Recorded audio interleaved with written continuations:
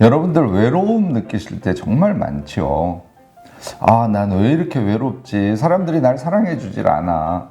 그런데요, 여러분들만 그런 게 아니라는 거예요. 세상 사람 모두 외롭다는 겁니다. 우리의 외로움에 대해서 안심을 하시는 게 굉장히 중요하다는 거죠. 안녕하세요. 무엇이든 세 가지로 가르쳐드리는 명지대 교수 김익환입니다. 외로움을 느끼는 순간들이 굉장히 많잖아요. 하루 이틀 계속 외로움에 시달릴 때도 있고요. 심지어는요, 1, 2년을 외로움 때문에 괴로워하는 경우들도 있어요. 예를 들어서 여러 사람이 같이 모여서 왁자지껄 떠들면서 놀고 있어요. 굉장히 즐거워요. 그런데 그런 환경에서도 어느 순간 외로움이 확 밀려올 때가 있어요. 정말 사랑하는 연인과 두 사람이 같이 있어요. 같이 쭉 행복한 시간을 보내고 있는데 그 안에서조차도 외로움을 느낄 때가 있다는 거예요. 외로움이란 그런 겁니다. 이게요, 최악의 경우에는 우울감과 같이 오는 거예요. 우울한 느낌이 있고 거기에서 외로움을 느끼는 거예요. 이렇게 되면 몸이 움직이지 않습니다. 우리 일상이요, 어두움으로 꽉 차게 되고요, 의욕 자체가 없어지는 그런 현상을 여러분들이 겪게 되는 거죠. 자, 이런 거를 극복하기 위해서 우리가 외로움에 대해서 생각의 깊이를 더해갈 필요가 있다는 얘기를 제가 오늘 드리고 싶은 겁니다. 외로움의 이유는요, 저는 세 가지로 듭니다. 첫째는 존재 외로움 때문에 그래요. 두 번째는요, 관계의 강도에 대한 과도한 기대 때문에 그렇습니다. 그리고 세 번째는 이 외로움이라는 게 전진기어에 해당하는데요. 이 전진기어를 넣는 경험을 하지 못하셨기 때문에 그래요. 언뜻 들어서는 조금 어려운 얘기처럼 들리시는데요. 하나씩 들어보시면 아하 하고 금방 깨달을 수 있을 겁니다. 존재 외로움이라는 거는 우리가 태어나서 살아가는 그 존재 자체가 본래적으로 외롭다는 거예요. 우리를 한번 잘 되돌아보자고요. 자기가 자기 자신을 바라보면 상황이 어떻든지 간에 결국은 자기 자신밖에 없는 거예요. 방에 자기 혼자 있을 때나 여러 사람과 같이 있을 때나 본질적으로는 같다는 거죠. 이런 얘기는 저 혼자 하는 것이 아니라요, 많은 철학자들이 이미 그런 얘기를 해왔어요. 대표적인 사람 하이데거, 사르트르 이런 사람들 들 수 있죠. 하이데거는 존재와 시간이라는 대표작을 냈는데 그 안에서 이야기하는 핵심이 이거예요. 인간은 태어남과 동시에 세계에 던져진다는 거예요. 던져진 존재라는 거죠. 자기의 의지와 상관없이 우리는 세계에 던져진다. 던져진 존재로서 혼자 일생을 살아가고 혼자 죽음을 맞이한다는 거예요. 이게 하이데거 철학의 핵심입니다. 그런데 자기 의지와 상관없이 태어났으니까 삶의 의미를 찾아야 될 거 아니에요. 삶의 의미를 찾는 것을 기투라 그래요. 기획투사.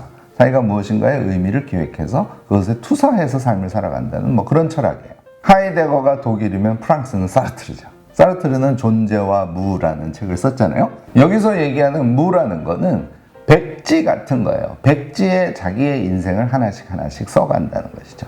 이들의 얘기에 공통되는 것은요, 사람이 혼자 던져진다는 거예요. 그러니까 우리가 얘기하는 외로움이라는 것은 본래적이라는 거죠. 태어남과 동시에 우리는 외로운 것이다. 여러분들도 우리는 본래 외로운 것이야, 이렇게 생각을 하시는 게 되게 중요해요. 저는 외로움에는요, 좋은 외로움과 나쁜 외로움이 있다고 봐요. 혼자다움, 외로움, 이건 나쁜 것이 아니야 라고 생각하는 습관이요, 우리에게 좋은 외로움을 깨닫게 해주는 힘이 있다고 저는 보는 거죠. 외로움이라는 단어는 제 식으로 해석하면 외, 혼자, 로움, 다움, 혼자다움, 나다움 이런 것들과 연결된 단어입니다. 저는요, 이 혼자다움, 외로움을 적극적으로 자주 해보는 스타일의 사람인데요, 가끔 혼자 여행을 하지 않습니까? 굉장히 여러 가지 경험을 하게 돼요.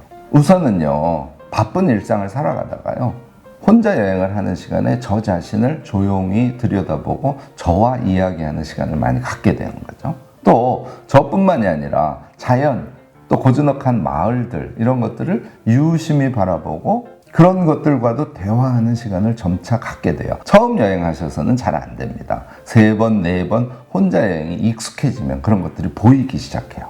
심지어는요, 이거 특히 여름에 많이 느끼는데요, 반팔을 입고요, 팔을 이렇게 벌렸더니 바람이 어깨와 팔에 느껴지는 그 쾌감, 저는요, 이게 가장 멋진 쾌락이라고 생각해요.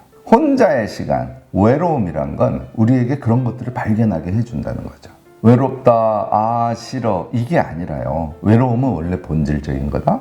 외로움을 통해서 우리는 우리 자신을 바라볼 수 있고 세상과 대화할 수 있고 진정한 쾌락을 느낄 수도 있다, 이렇게 생각하시는 습관을 들이시는 것이 굉장히 중요합니다. 사실 이 외로움을 대면하는 것은요, 홀로서기에 연습하고도 긴밀한 상관관계가 있어요. 제가 홀로서기라는 영상을 만든 적이 있지 않습니까? 그것도 한번 참조해 보시면 좋을 것 같습니다. 두 번째는요, 관계의 강도에 대한 이야기예요. 사람은 태어남과 동시에 홀로 외로운 존재라고 말씀을 드렸지 않습니까? 그런데 그냥 홀로 던져진 존재가 양육의 시간을 거치고 사회화의 과정을 거치면 사람들과 관계를 맺게 되는 거죠. 그래서 이 관계는 우리가 생각하는 외로움과 긴밀한 상관관계를 가져요. 그런데 사람들은 나는 왜 혼자지? 나는 왜 친구가 없지? 사람들은 왜 날 사랑해주지 않지? 라고 주로 생각을 한다는 것이에요. 이런 생각에는 어떤 것이 기반에 있냐면요, 친구 관계의 강도, 사람들이 날 생각해주는 것의 강도, 이런 것이 기준으로 존재하는 거예요. 그 기준은 굉장히 자의적입니다. 대부분 외로움을 많이 타는 사람들, 정확하게는 나쁜 외로움을 많이 느끼는 사람들은요, 그 강도를 굉장히 높게 설정을 하는 거예요. 다시 말해서 강도를 확 낮춰서 생각하면 친구도 많고 사람들이 나를 사랑해주는 경우도 굉장히 많음에도 불구하고 그것은 모두 머릿속에서 사라지고, 사람들은 날 사랑하지 않아, 사람들은 다른 친구들하고만 친하게 지내, 나는 친구가 없어, 이렇게 결론을 내리게 되는 것이죠. 스스로 외로움을 자초하는 과정이라고 얘기할 수 있을 것 같습니다. 자, 이런 예를 들면 여러분들이 쉽게 이해하실 수 있을 것 같은데요, 정말 친한 친구, 그런데 존재의 본래적 외로움, 홀로서기, 이런 것들이 익숙하지 않은 사람은 너무 많은 것을 기대기도 하고 또 많은 것을 요구하기도 하고 관계의 성질이 이런 방향으로 나가게 되는 거예요. 그러면 결론은 대체로 서로 실망하는 거죠. 저는 인간과의 관계라는 것은 사실 자연과의 관계와 비슷해서요, 외로운 존재로서의 우리가 있고 그것이 우뚝 서 있는 상태에서 부분적으로 관계를 맺어가는 것이다, 이렇게 생각을 하시는 게 되게 중요하지 않을까 싶어요. 제가 예를 많이 드는 게 식물인데요, 식물 한번 생각해 보시죠. 작은 나무가 한 그루 서 있어요. 그 식물은 어떻게 존재할까요? 바람과 만나기도 하고요, 가끔은 비를 만나기도 하고요, 또는 지나가는 동물들과 가끔 만나요. 그런데 뒤엉켜서 살지 않지 않습니까? 식물은 식물로서 자기 존재가 명확하게 서 있고요, 거기에 적절한 수준의 관계를 맺어가면서 식물은 살아가죠. 결국은 첫 번째로 제가 말씀드린 존재의 외로움, 그것에 따른 홀로서기, 이것이 명확할 때는 관계의 정도를 훨씬 더 낮추어서 생각할 수 있다는 겁니다. 그러면 여러분들은 이미 친구도 많고, 여러분들은 바람과 만나기도 하고, 여러분들은 비와 가끔 조우하기도 하고, 여러분들은 지나가는 동물과 이야기를 나누기도 합니다. 이런 관계를 꼭 생각하셨으면 좋겠어요. 요즘에요, 바람이 너무 많아지면 SNS에 기대는 현상이 자주 일어나는 거 여러분들 알고 계시죠? 마이클 해리스라는 사람이요, 잠시 혼자 있겠습니다라는 책을 썼어요. 어크로스 출판사에서 나왔는데 여러분들 이거 꼭 한번 일독해 보시기 바랍니다. SNS로 교신을 많이 함으로써 외로움을 조금 더는가 싶었더니 더 큰 외로움이 다가와요. 이게 우리 일상에서 반복되는 경우가 너무너무 많다는 거죠. 이런 관계 방식은요, 나만의 시간을 잃어버리는 관계 방식이라는 거예요. 이것은 결코 외로움을 극복할 수 있는 좋은 방법이 아니라는 것이죠. 결국은 관계의 강도에 대한 생각을 식물처럼 바꾸실 때 비로소 여러분들은 자기 자신을 홀로 편안하고 의미 있게 세우면서 적절한 관계를 맺어가는 그런 삶을 살아갈 수 있게 되는 것입니다. 세 번째는요, 외로움이 전진기어에 해당한다는 거예요. 이런 말이 있죠. 외로움은 전진기어고 우울은 후진기어다, 이런 말이 있어요. 이 말에서 이야기하는 것은 날 좀 바라봐줘, 날 좀 사랑해줘, 나에게 무슨 이야기를 건네줘 하는 것은 뭐예요? 후진기어라는 거죠. 이렇게 하시면요, 자기의 바램 자체가 어떤 허상을 쫓는 가짜의 것이기 때문에요, 그렇게 해서 관계가 맺어진다고 하더라도 그것은 결국은 가짜의 관계이고 자신의 잘못된 외로움, 나쁜 외로움을 더 강화시키는 역할을 한다는 겁니다. 외로움에 전진기어를 넣는다는 건 이런 걸 말해요. 내가 사람에게 사랑을 받고 싶은 욕구가 생겼어. 그러면 어떻게 하라고요? 전진기어. 사람들을 먼저 조금씩 사랑해주세요.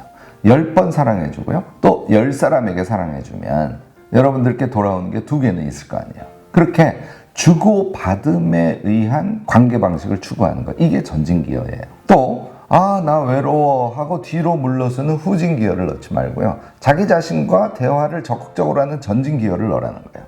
자기 자신과 대화를 하면 내가 지금 하고 싶은 거, 내가 바라는 거, 이런 것들을 찾아내시게 되고 그것을 가능하면 적극적으로 해보는 것이 전진기어를 수행하는 그런 삶의 방식 아닐까요? 자, 여러분들 이 이야기에서 뭔가 느끼는 바가 있으시면요, 항상 전진기어를 넣고 혼자 있는 능력을 점점 키워가시면 우리의 삶이 훨씬 더 안정적이고 편안해지고, 그리고 나쁜 외로움을 떨쳐낼 수 있는 상태가 되시지 않을까 싶습니다. 여러분들이 한 가지 주의하실 점은요, 우울감과 외로움이 같이 오는 순간이에요. 이거는요, 잘 들여다보면 우울하기 때문에 외로움을 느끼는 것이지 외롭기 때문에 우울해지는 것이 아닌 경우가 대부분입니다. 그러니까 우울감과 외로움이 같이 올 때는 그 감정의 본질은 우울감에 있다는 거야. 제가 다른 영상에서요, 무기력감, 우울감으로부터 탈출하는 방법 3가지를 가르쳐 드린 적이 있습니다. 이거 한번 참조해 보시면 좋을 것 같고요. 간단히 말씀드리면 겉으로 뱉어내는 행위, 그리고 몸을 이동하는 행위가 이런 문제를 쉽게 극복할 수 있는 굉장히 좋은 팁이라는 거 여러분들 기억하시면 좋을 것 같습니다. 제가 오늘 말씀드린 것을 느끼시려면요, 경험이 필요해요. 이것은 제 실제 경험이기도 한데요, 산을 오르다가요, 약간 어두운 오솔길 같은 길을 걸었어요. 그러다가 오솔길이 끝나면서 앞에 구릉지대가 나타나면서 저기 중간 정도 위치에 정말 멋지게 생긴 나무 하나가 이렇게 서 있었습니다. 그걸 보고 제가 정말 너무 멋있다, 이런 느낌을 받았었던 적이 있거든요. 저는 저만 그런 걸 느꼈는 줄 알았더니 제가 앞서 말씀드린 철학자 하이데거가 똑같은 상황을 그래서 이야기한 적이 있어요. 내가 오솔길을 지나서 그 나무와 만나는 것을 환희라고 칭합니다. 다시 말해서 나무의 그 본질, 나무의 존재가 존재자라는 내가 만나는 순간이라는 거죠. 결국은 혼자 즐기는, 혼자 자연과 만나는, 혼자 자신과 만나는 경험들을 하면 이런 환희를 경험하시게 되고요, 혼자인 것이 얼마나 우리에게 편안함을 주고 생각의 깊이를 더해주고 우리의 인생을 의미 있게 만들어주는지, 이런 것들을 여러분들 경험하실 수 있지 않을까 싶어요. 고독이라는 말 있죠. 이 고독이라는 것은요, 외로움의 강도를 더 강하게 만드는 그런 상황을 뜻해요. 고독이야말로 내가 나를 만나는 순간이다, 이렇게 여러분들 적극적으로 생각하시기 바랍니다. 외로움에 대해서는 여러분들도 많이 느끼시기 때문에 이 외로움을 어떻게 하면 극복할 수 있는지에 대해서 여러 가지 생각들을 하고 계실 겁니다. 댓글로 지혜 나눔을 좀 적극적으로 해주시면 좋지 않을까 싶네요. 오늘 저의 이야기가 유익하셨다면 좋아요, 구독, 알림 설정까지 꼭 부탁드리겠습니다.